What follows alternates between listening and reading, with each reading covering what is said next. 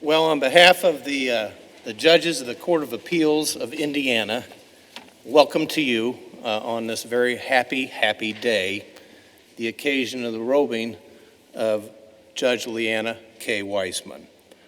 My name is Cale Bradford, and I'm honored to serve as the Chief Judge of the Court of Appeals of Indiana.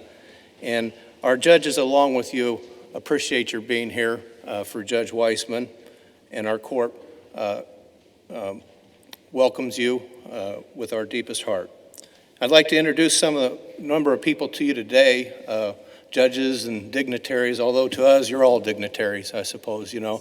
But custom is that we introduce certain office holders and position holders throughout our state. I'm going to do that now. Down in front of me, we have from our court, Judge Edward W. Najum Jr., Judge Terry A. Crone. If you're not doing it, if you could just kind of throw your hand up, people know who you are, please. All right. Thank you.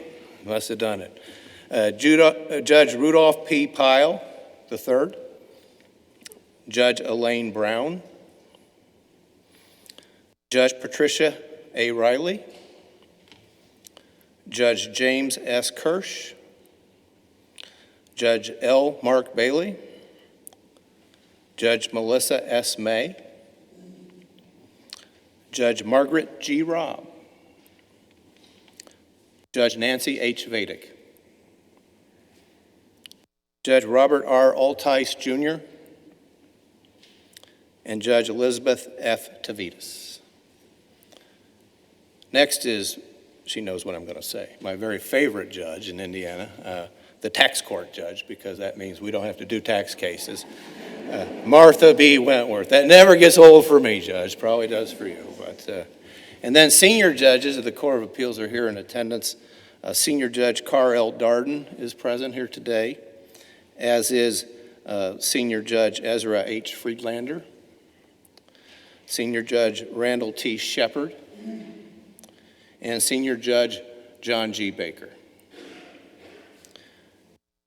And also in attendance today is our soon to join us judge, Mr. Derek Molter, who will join the court after Judge Kirsch retires at the end of September.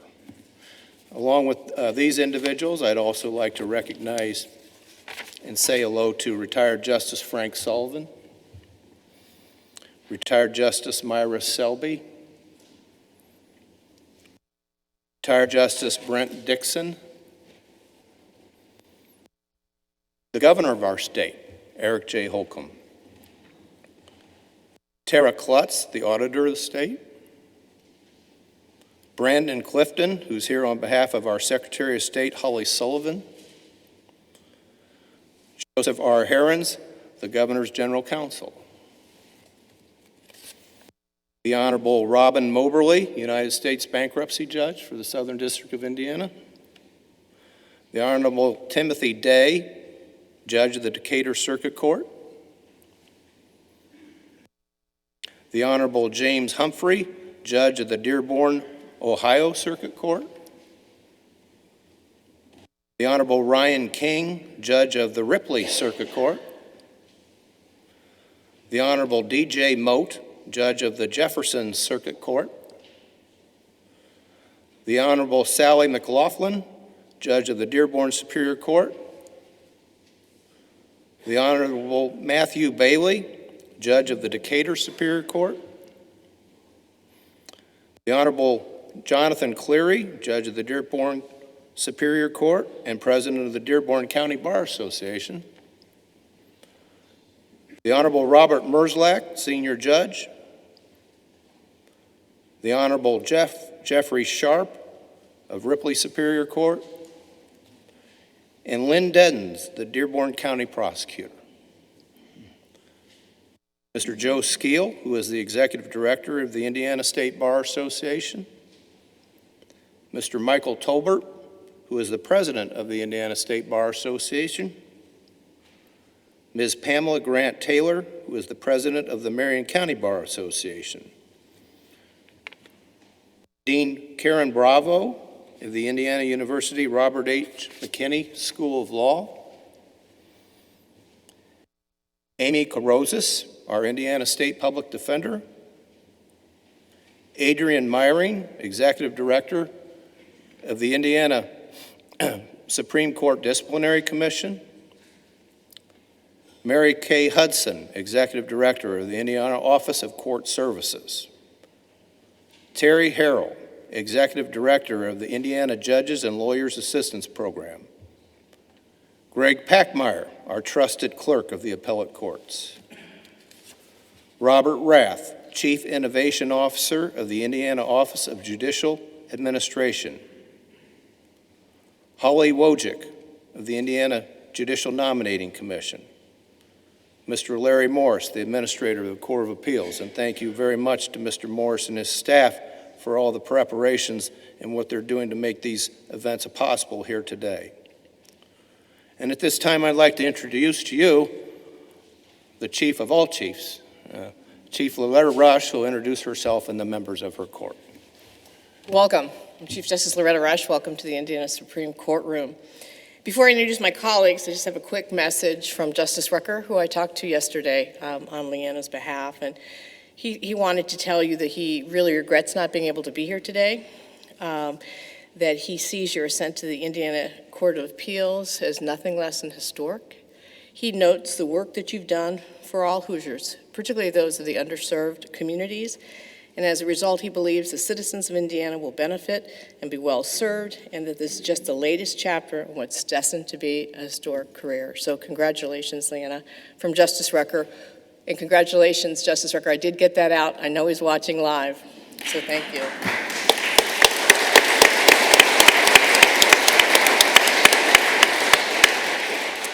So my colleagues have had the benefit of a year of watching your work, and we continue to be impressed by the extent of your wisdom and the hard work you're putting into your new job.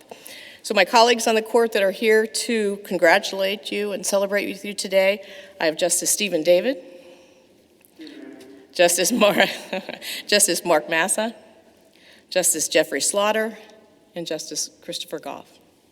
Welcome. Well, now it's time to hear from speakers, and we'll begin with the governor of the state of Indiana, Mr. Eric Holcomb.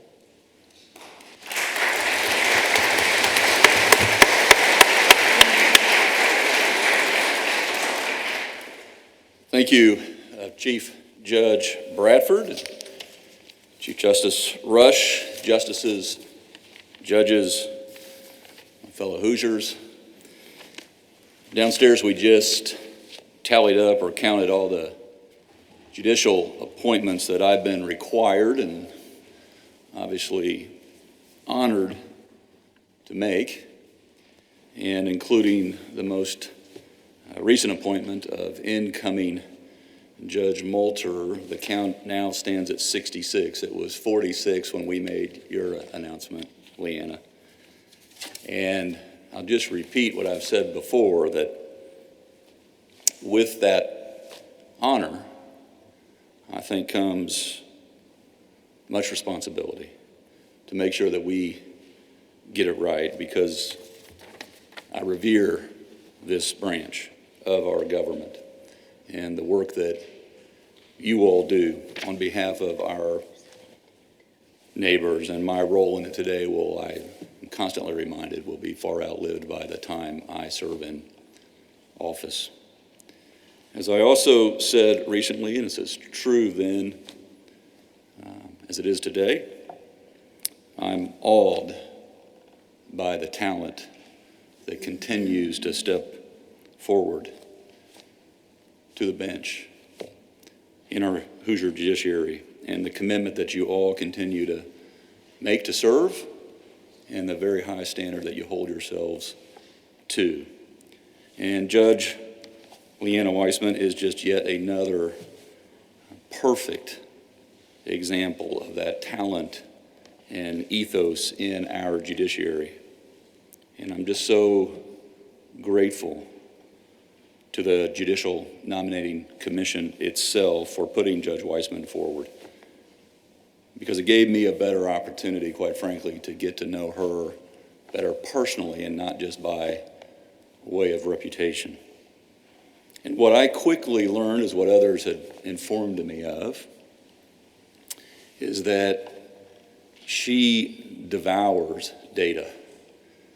She's a reader, she is a learner, and that has given her just this incredible wealth of knowledge and preparation and quick wit.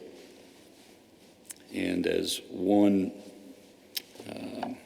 member of your profession described you as, also brings a quote, Hoosier horse sense and humility to the job. So it's just no surprise after the career you've already had that you are so well respected among your own peers. And at the same time has maintained it over the years, this deep appreciation, thanks, and respect from those very individuals that you devoted so many hours of pro bono, assistance and help in all those cases that came before you. We heard from them too. And so on both ends of the spectrum, when it came to your profession, that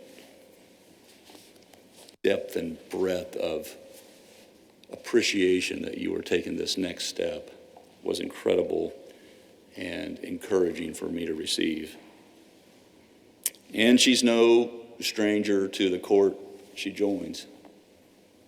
She's come before this court, Supreme Court, and the Court of Appeals, over 400 cases between them before our appellate courts.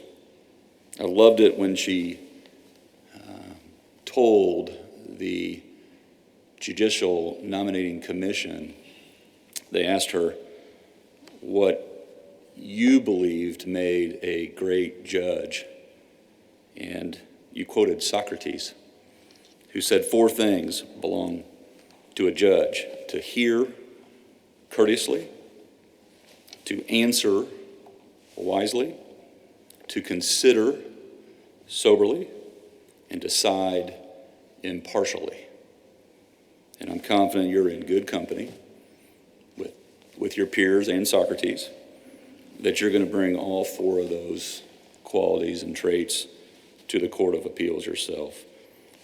I also have to just point out again what Leanne has done outside the courtroom is equally impressive, and her passion for her community, but community in and of itself just shines through in so many ways. She's a teacher of the law at Ivy Tech in Lawrenceburg and of literacy. She helped an elderly man learn how to read so he in turn could read to his grandkids. You talk about a gift that keeps on giving.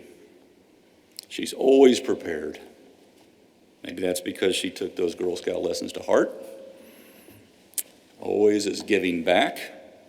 Even led a Girl Scout troop yourself for over a decade.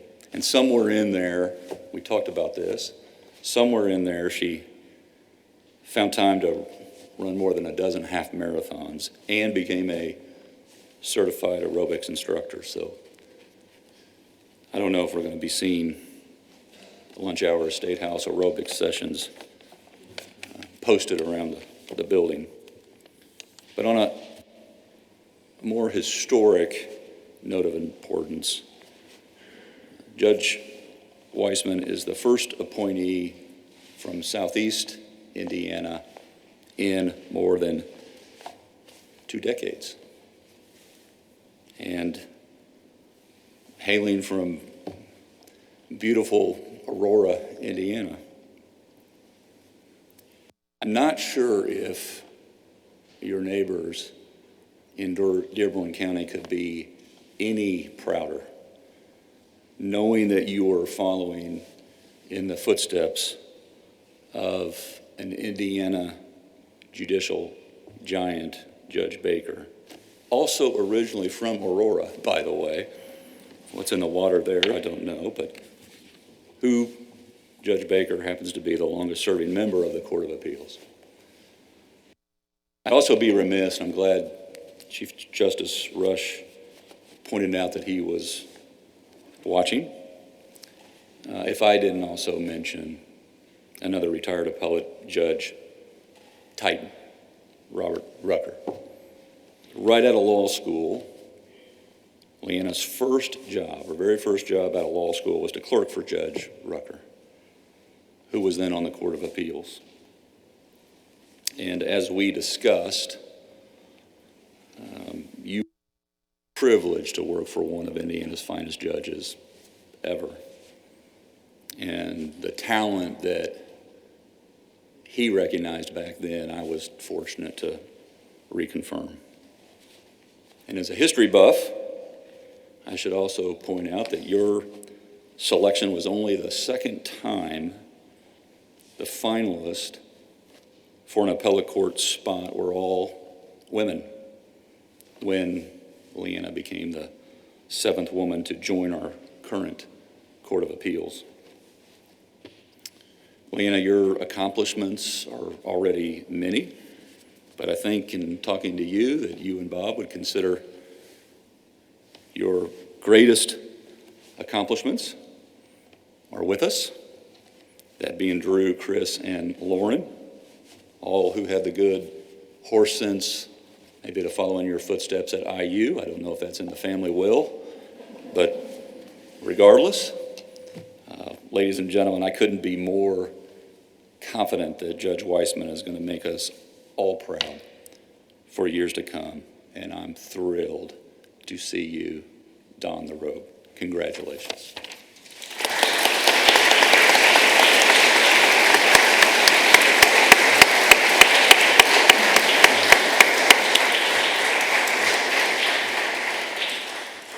Thank you very much, Governor Holcomb.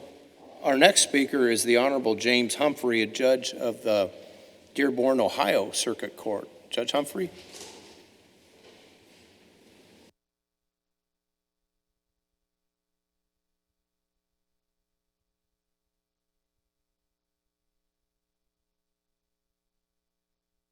"12 people go off into a room.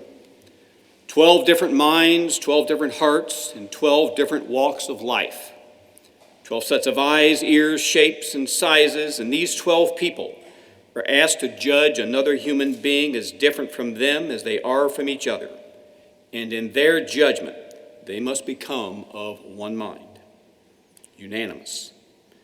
That's one of the miracles of man's disorganized soul, that they can do it, and in most instances, do it right well. God bless juries."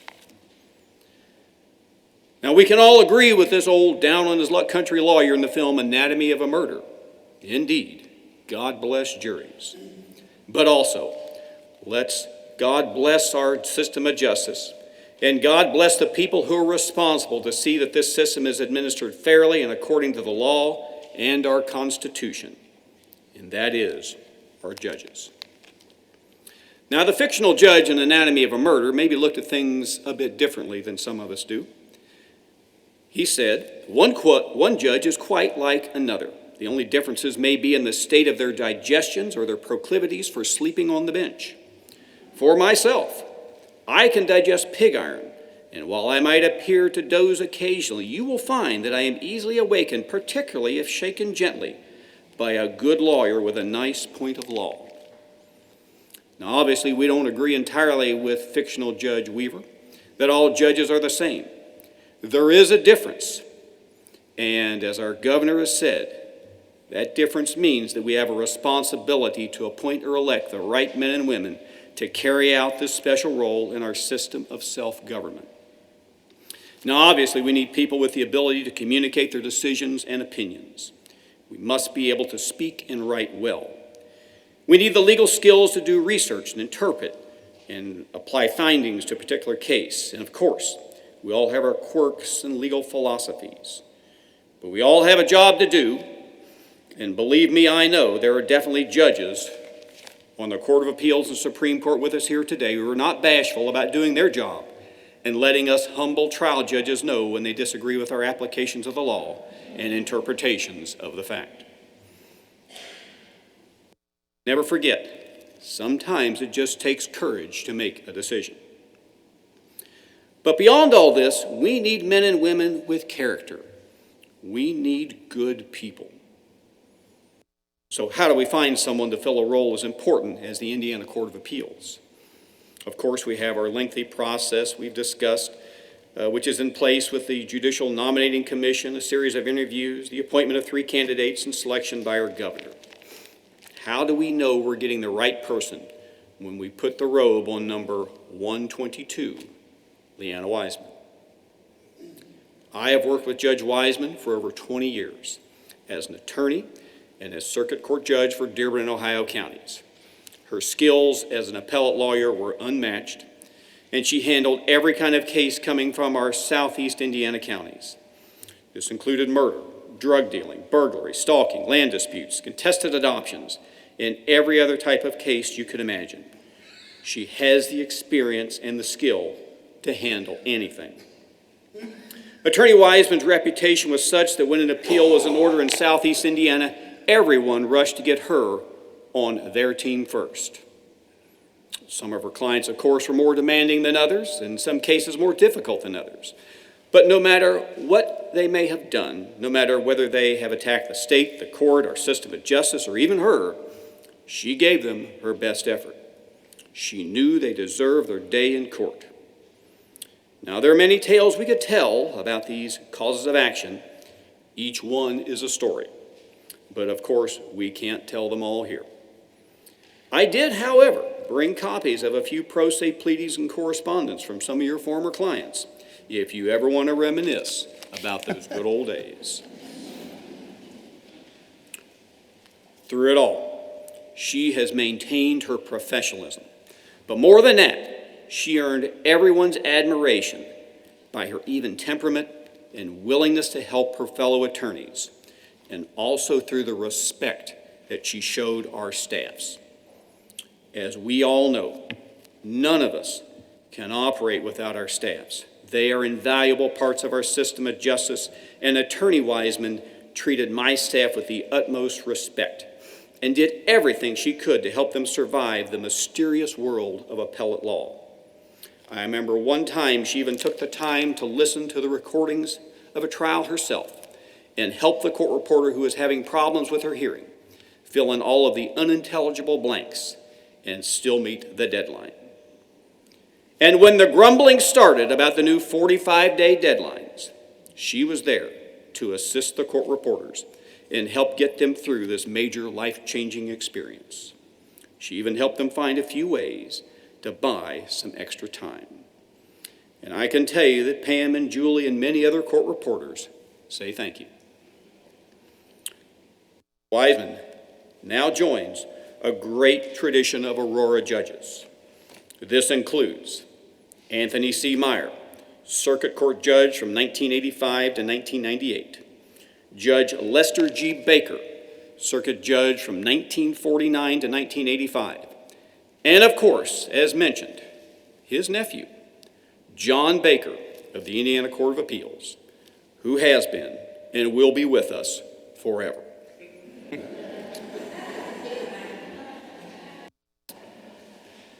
So, thanks to you, Judge Wiseman, the South Dearborn homeland will continue to be well represented. Now, as you know, some of our greatest critics are always from back home because they know us best. They knew us before we had a title. But I can sincerely say, Judge Wiseman, that all of us back home are very proud to have worked with you as a member of our bar, and we're all very pleased and look forward to seeing you in your new role on the Indiana Court of Appeals for many years to come. What's really special here today is think of this. Judge Wiseman is the same good, genuine person now that she was when she began this adventure in the law many years ago. And we thank you for what you've done and will continue to do for the people of Dearborn and Ohio counties and for the great state of Indiana. Thank you for the honor of being here today.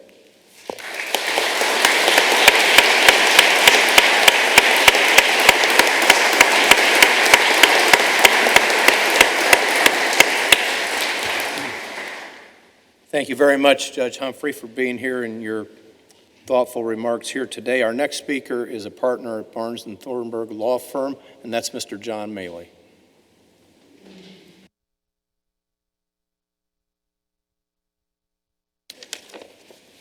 Chief Justice, Chief Judge Bradford, members of the court, and distinguished members of the trial bench. My name is John Maley, and I have the unique privilege and honor of being here as one of the members of the bar, and particularly the appellate bar, that has come to know Leanna Wiseman, now Judge Wiseman, through the years. And I have the unique opportunity to do so without questions from the bench, from this podium, which is rare. Like so many of us who are parents, many of our dear friends and acquaintances in life come to us through our children. And so it is that 30 years ago, this month, that I first came to know Leanna Wiseman. And I came to know her as my wife and I as a parent of a child with disabilities.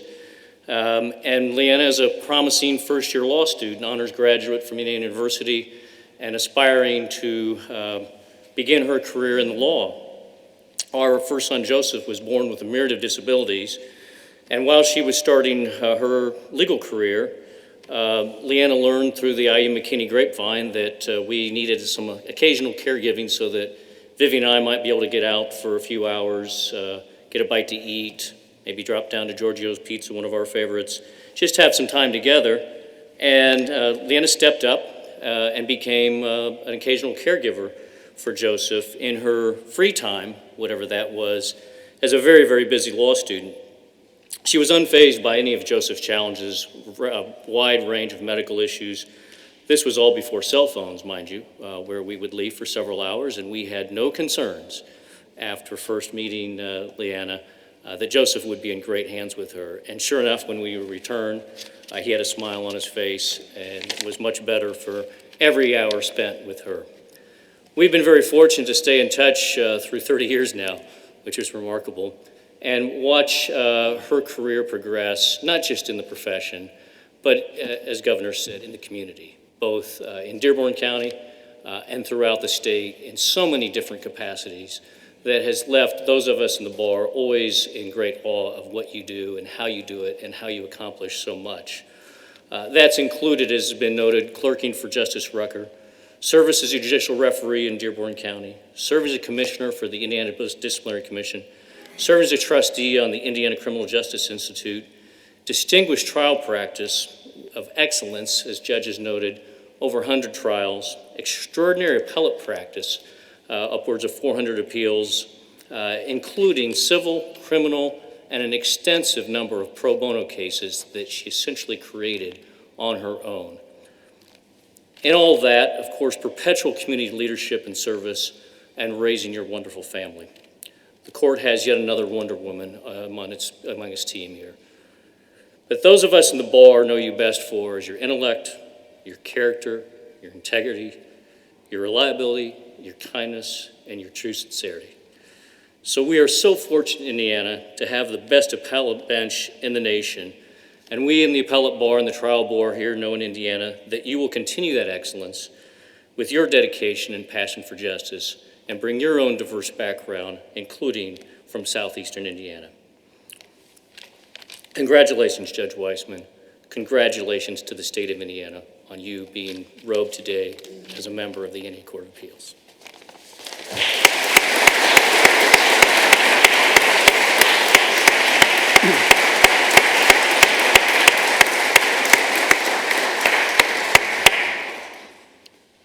Thank you, Mr. Maley. So, we are very enthusiastic about your appointment, and one individual in particular, Justice Robert Rucker, was so enthusiastic about your appointment, Judge Wiseman, that he sent his letter to both Chief Justice Rush and I. And she was nice enough to leave some portions of his letter to you that he asked be read today on my to read. And here are his thoughts. Good afternoon, Judge Weissman. I love that sound in parentheses. Your career thus far as a dedicated public servant has few equals. And in the words of the popular song, the beat goes on. To be sure, this is not your first sojourn into the halls of the Indiana Court of Appeals. As a young lawyer, fresh out of law school, you graciously agreed to serve as one of my law clerks in the early days of my tenure on the court. Your diligence, work ethic, and attention to detail proved invaluable and helped shape the law of this state. Congratulations, and I wish you well. Robert D. Rucker, Justice, Indiana Supreme Court, retired.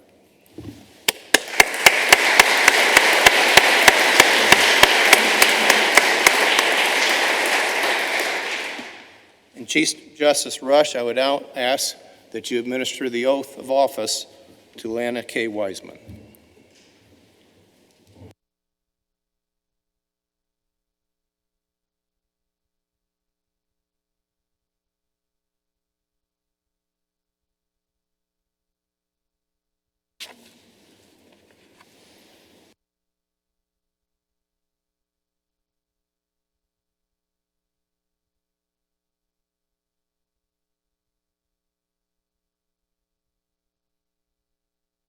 Repeat after me.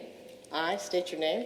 I, Leanna K. Weissman, Do solemnly swear do solemnly swear that I will support the Constitution of the United States that I will support the Constitution of the United States and the Constitution of the State of Indiana, and the Constitution of the State of Indiana, and that I will faithfully and impartially and that I will faithfully and impartially discharge the duties of a judge discharge the duties of a judge of the Court of Appeals of Indiana the Court of Appeals of Indiana according to the best of my skill and ability, according to the best of my skill and ability. so help me God. So help me God.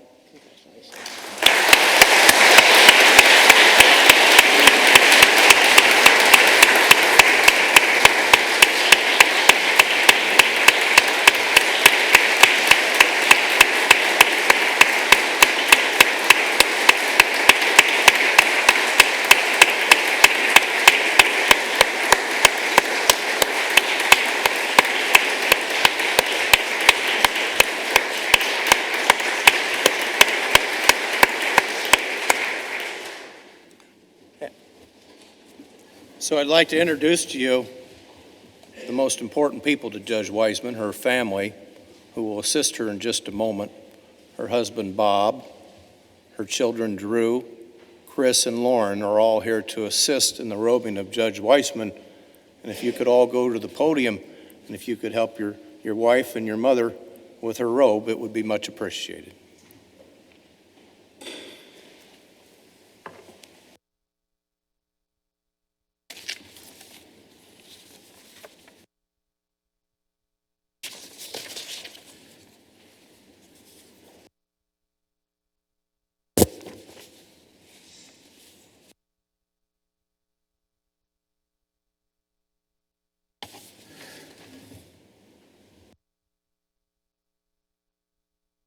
A perfect fit.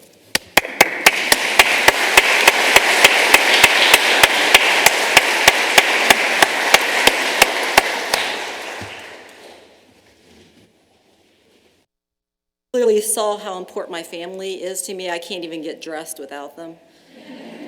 They're the key component in the thing that keeps the wheels moving down the track. I have great memories of about a year ago getting a call from you, Governor Holcomb, and it changed my life. Thank you. Thank you for that call. Thank you for giving me the opportunity to serve our state in this capacity. I will be forever grateful. It's not just a job, it's a calling, and I will consider it to be so and serve the great Hoosiers of our state. Thank you for the JNC also for pushing me forward so that I could make it to the governor and have that interview.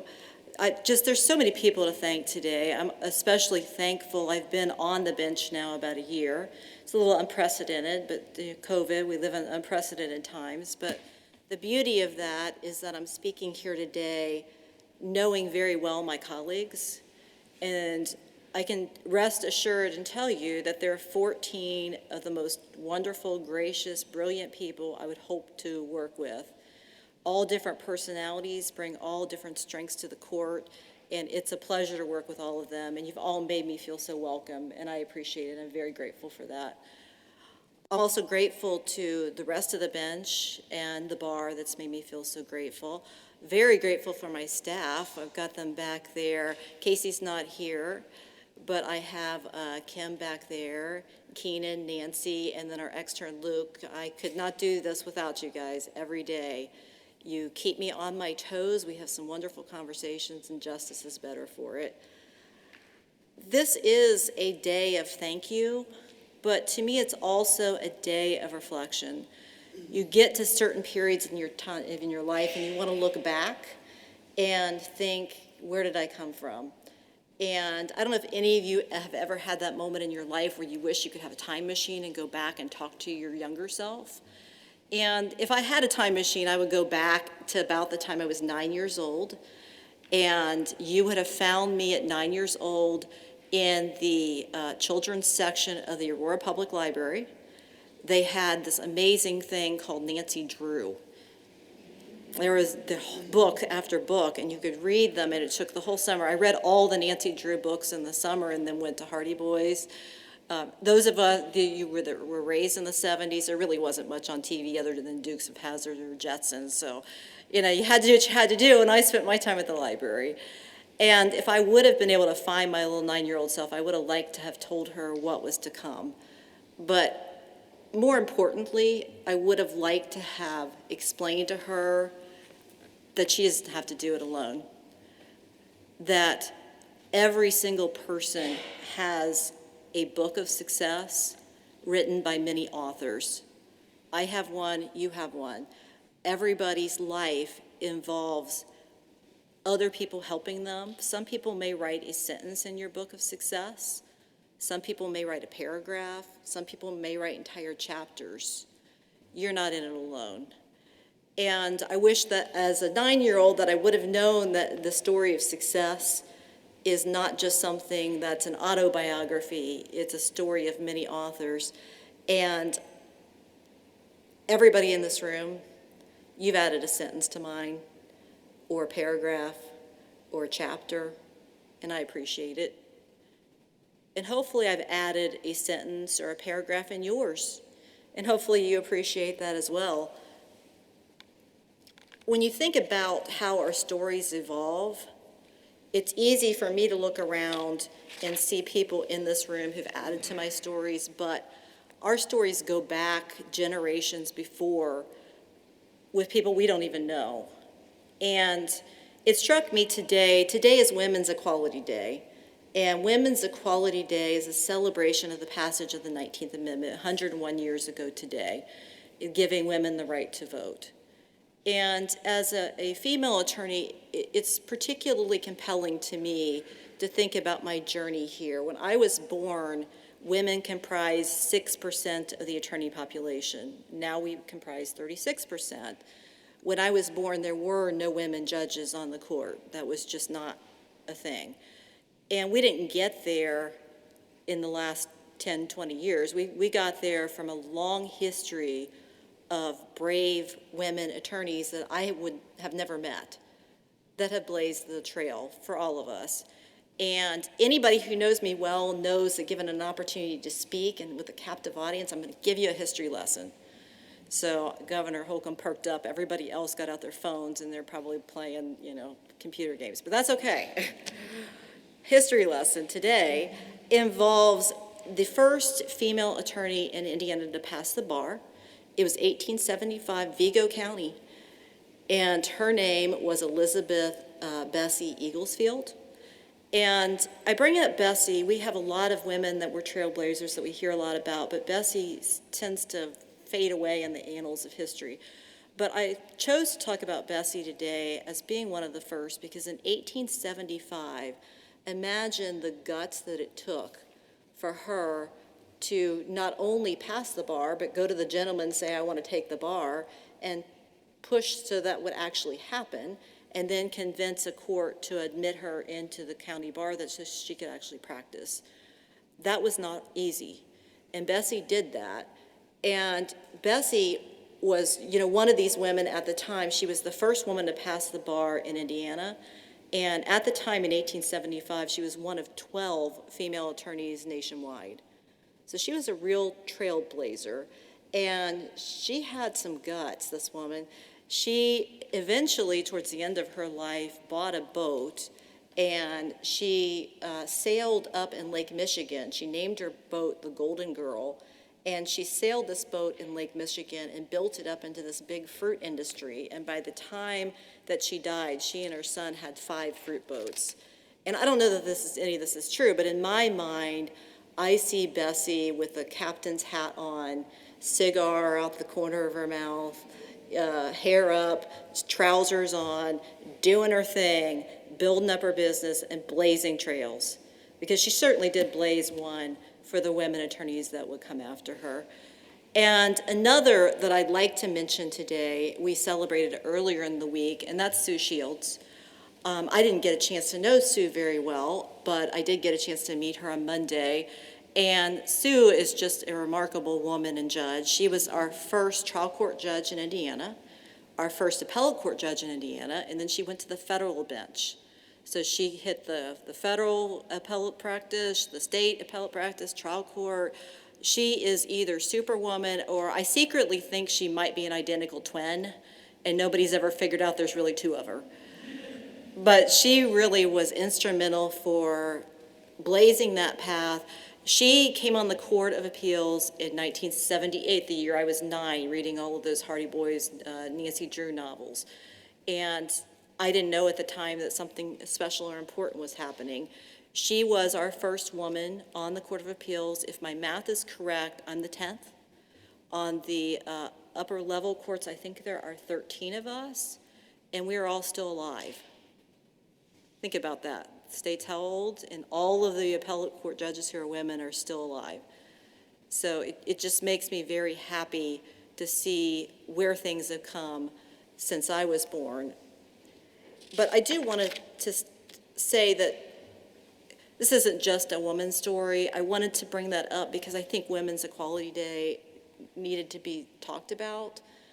But everybody's story involves men and women, and I had a lot of men that were in my life that were challenging me. You heard from a couple of them today that were always backing me, mentoring me. Justice Rucker was definitely a mentor to me. I came into his office as a baby attorney who knew very little about how to practice law, and he taught me. He spent the time and he taught me. After I left Justice Rucker's chambers, I went to practice with Lane Siekman, and Lane was very instrumental in teaching me the actual practical part of the law. I don't know, for the non-lawyers in here, I don't know if they tell you, but when you go out to practice law, you have to issue subpoenas and do things like this to actually get witnesses to show up to court, but nobody tells you how to do that. So there's a process where you have to be taught on how to get, you know what a subpoena is, and you know the constitutionality behind it, you just don't know where to find the piece of paper and how to serve it. And so having a mentor like that was incredibly helpful as well. And of course, Judge Baker has always been a good mentor to me. I remember Judge Baker, I don't know if you remember this, but about 10 years ago, you called me, and I was in the car with my kids, and they were little, and you said to me, when am I going to see you apply for a judgeship? And at that time, I thought, what is he talking about? I have all these children, the time is not right. But you planted a seed, and that seed grew to fruition, and here we are. So a lot of people, and there's so many more, I would be here all day if I talked about everybody who had ever written a sentence, a paragraph, or a chapter in my life.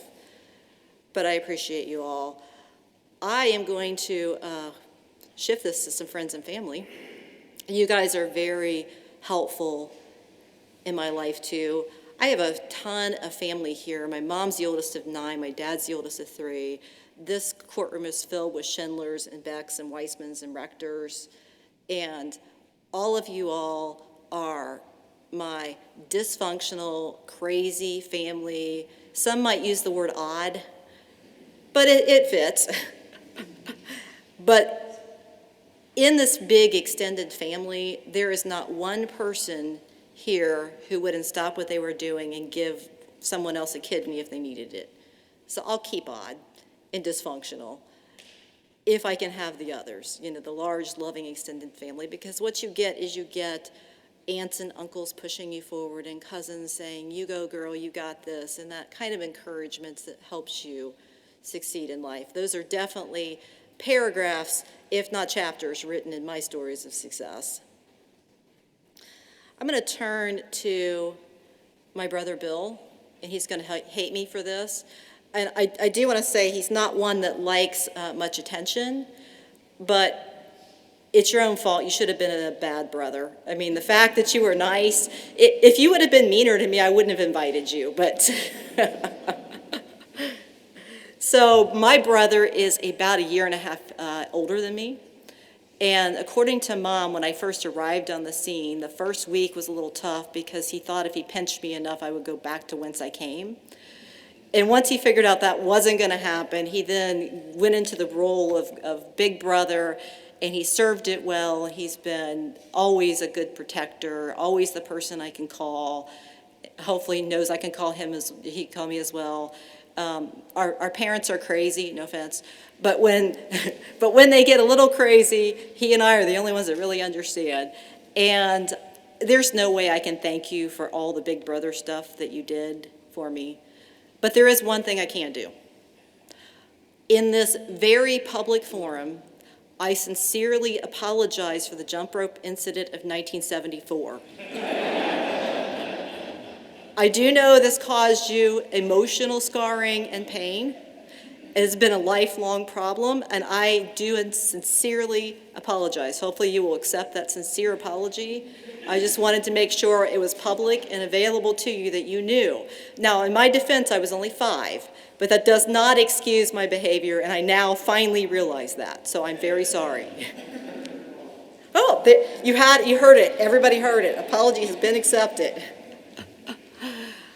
And then sitting next to my brother Bill is my wonderful sister-in-law, Kim. I never got a sister until my brother got married, so thanks for being the sister. We don't really know why you married him and stayed married to him, but we'll keep you. And then my mom is sitting next to her. I could spend hours talking about my mom. My mom is the oldest of 9, and she grew up in a time where she was a very smart, wonderful, capable woman in a time when that wasn't really valued. And it was difficult for a woman to do much other than marry and have a family. And she fought within those constraints, and she opened up her own business, and she had a hairstyling business at our home for a while. And she was always the first out in church and helping people and with casseroles and things. But the one thing she did for me is she made sure that I knew that I was in a different generation, and there were opportunities available to me that weren't available to her, and by golly, her daughter was going to go get them. So thank you for that, Mom. And then my dad had this diabolical game that we used to play, and it was called debate. So he would pick a side. We were 7 or 8 years old at the time, and I just thought we were playing. He was apparently teaching me to be a kick-ass attorney, and I didn't know. But he would pick a side of a subject, and he would argue with me, requiring me to pick the other side, and then he'd trick me halfway through and switch. And so I'd have to switch and argue the other side to teach me that the life that we live is not black and white. It's nuanced.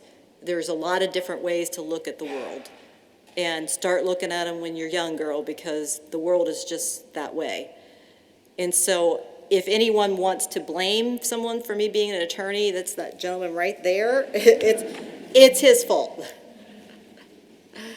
So moving to my own family, we got Bob up front, my husband Bob. He is an engineering manager. He is the best spouse a person could have. He has always been there to help.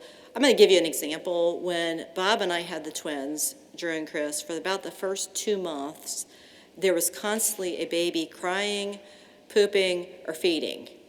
Sorry, boys, it's just the way it works.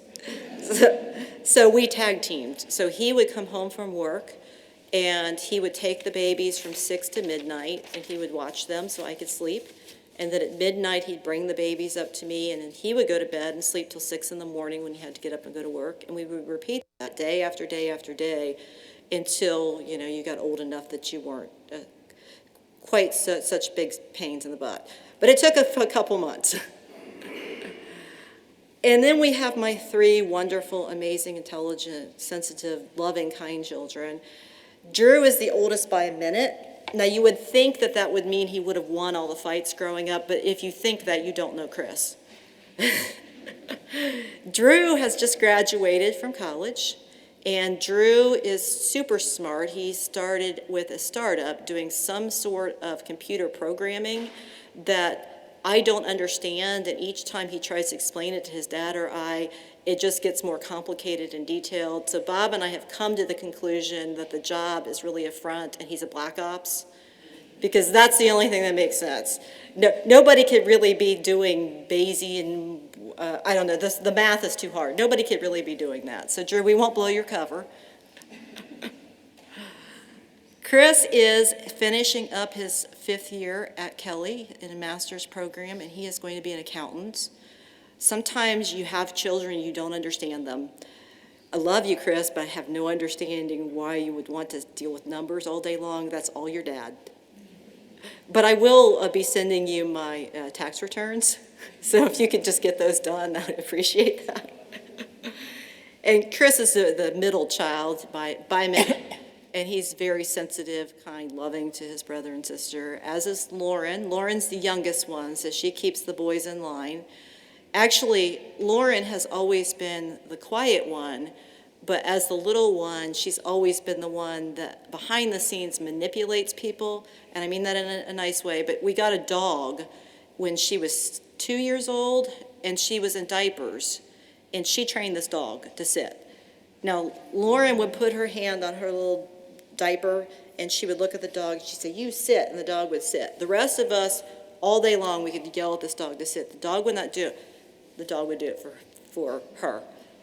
And then I noticed she was, Drew, Chris, sit, and they would sit. So I don't know if if the same thing is working there, but she is studying psychology, and as you can tell, she's going to be really, really, really good at it. I'm proud of all of them. They're going to do great things. I'm going to sit in the rocking chair someday and just watch and see how they change the world. I do want to say, last year when I was in the governor's office, I made a solemn vow, and if you make a vow in front of the governor, I think that's the highest vow that you can make, that I was going to, even though I had this new job, that I was going to vow to continue to give you motherly advice that you neither want nor need. And Governor Holcomb, I can report that I have made good on that vow. I have spent the last year giving them much advice on things they do not want nor need. And I vow to continue doing so, and you do not need to thank me. Your "oh, moms" is thank you enough. So in conclusion, I have 2 asks of all of you. We were talking before about how our lives and books of success are like books that are written by many people. If I could get you to just take a moment and think about a couple people in your life who've written a sentence, a paragraph, a chapter in your story of success. It could be a mom, it could be a mentor, it could be somebody that said, "Hey, you would be good at this job." Might not have been a big thing, but it impacted you greatly. So take a moment and think about someone that's been that for you in your life, and maybe call and thank them. Write them a thank you note. And then, more importantly, if I could ask you to take a moment and think about somebody that's been put in your life that needs a sentence, a paragraph, a chapter written in their story of success, and think about what can I do to help this person reach their goals. Could I mentor them? Could I give them a call of encouragement? Could I write them a letter of recommendation? There's so many things that we can do to help boost each other up. And as we do this and boost each other up, then good things happen. There's 150 people in this room. If each one of us just made one thank you call and just made one effort to mentor one person, think of the effect that that could have going forward. With that, I thank you very much for honoring me today. It has been a sincere pleasure. Thank you.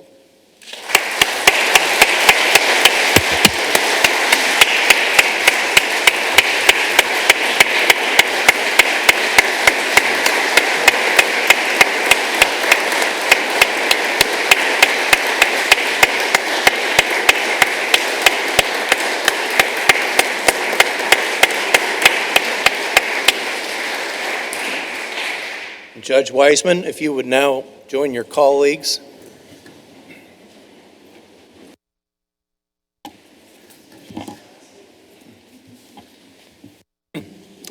Well, Judge Weissman, welcome to our court. Whereas Hal Holbrook said to Tom Cruise in a 1995 law thriller movie, welcome to the firm. So, the Court of Appeals is a very grand ship that has and continues to sail through the history of Indiana, under the careful watch of the women and men who have the privilege of being entrusted with its mission. That mission is to serve all people by providing equal justice under law. As you already know, Judge Weissman, each day you and our judges have the privilege of helping our fellow citizens sort out their matters, their disputes, their lives. Few are given this privilege to serve. And your joining our court, your presence on our court, this ceremony today, and your thoughtful and wonderful remarks continue to remind us of our mission and privilege. Thank you, Judge Weissman, for choosing to apply for and joining the Court of Appeals. Thank you, Governor Holcomb, for appointing Judge Weissman to our court. Thank you, Chief Justice Rush, and the members of the Judicial Nominating Commission for nominating Judge Weissman. She will contribute and enhance the Court of Appeals for many decades to come. As many of you know and have heard today, Judge Weissman is an avid runner. She runs over 20 miles a week on average, and a lot of days her dad goes with her. Where are you, Dad? All right, you go, Dad. All right, good job. She and Bob travel around the country and run in half marathons is a hobby. So I thought it would be only fitting to provide to you some advice for your considerations that are couched in quotes from runners. Right? The first is from Amby Burfoot, who was a marathoner in the 60s and 70s. Running has taught me, perhaps more than anything else, that there's no reason to fear starting lines or other new beginnings. The next one, it never gets easier, you just get better. This one from Oprah Winfrey. Running is the greatest metaphor for life because you get out of it what you put into it. This one may be my personal favorite. If you think life goes by too fast, you've never been on a treadmill. So if you're a treadmill runner, and my last quote, I suppose, is my largest piece of unsolicited advice. Don't just focus on the race, enjoy the journey. Welcome to you, Judge Weissman. Congratulations to you, all right?